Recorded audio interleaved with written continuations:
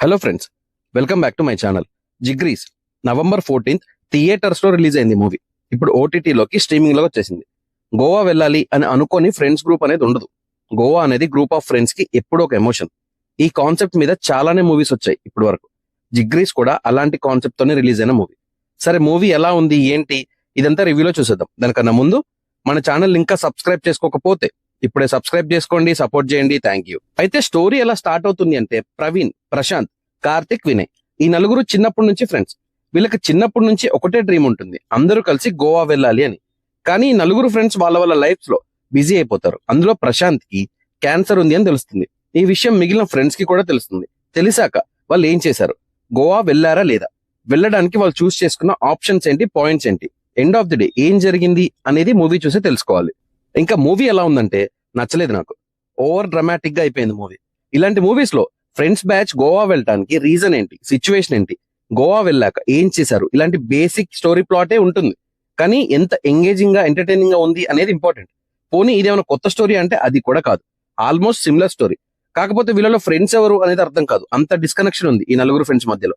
Movie run time 2 hours 30 minutes ఉంటే last 30 minutes తప్ప మిగతా అంతా చాలా క్లమ్జీగా ఉంటుంది. అసలు కన్విన్సింగ్ గా ఉండదు.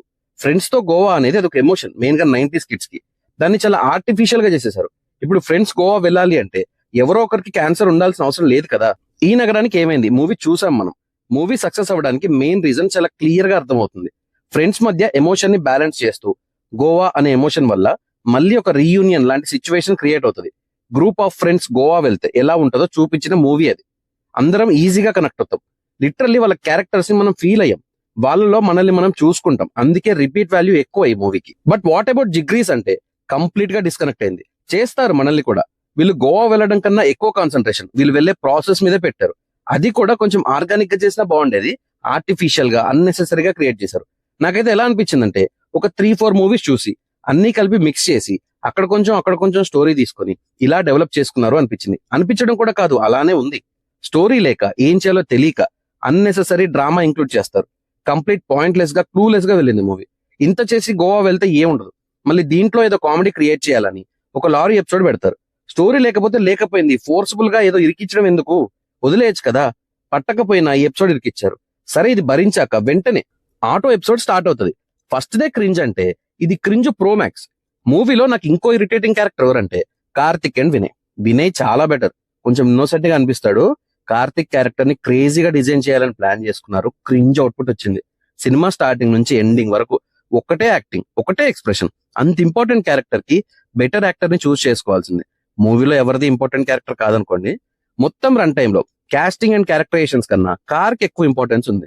ఇంకా లాస్ట్ 30 minutes కోసం చాలా ఫోర్స్ చేసి ఎమోషన్ ని హోల్డ్ చేశారు. యాక్చువల్ గా థియేటర్స్ లో మిస్ అయ్యి సేఫ్ అయ్యాం, ఓటీటీలు ఇరుక్కుపోయాం. Most immature storytelling and screenplay writing ఉంటుంది. సో నాకు మూవీ నచ్చిందా లేదా అంటే నచ్చలేదు. యాక్చువల్లీ ఇంకా చాలా ఫ్రస్ట్రేషన్ ఉంది మూవీ చూస్తున్నప్పుడు. కానీ చాలా హోల్డ్ చేసుకొని చెప్పాల్సి వస్తుంది. మూవీ సన్ నెక్స్ట్ లో రిలీజ్ అయింది. మీరు మూవీ చూస్తే మీకు నా అలాగే అనిపించిందని కామెంట్స్ లో మెన్షన్ చేయండి. నా రివ్యూ నచ్చితే సబ్స్క్రైబ్ చేసుకోండి. Thank you for watching.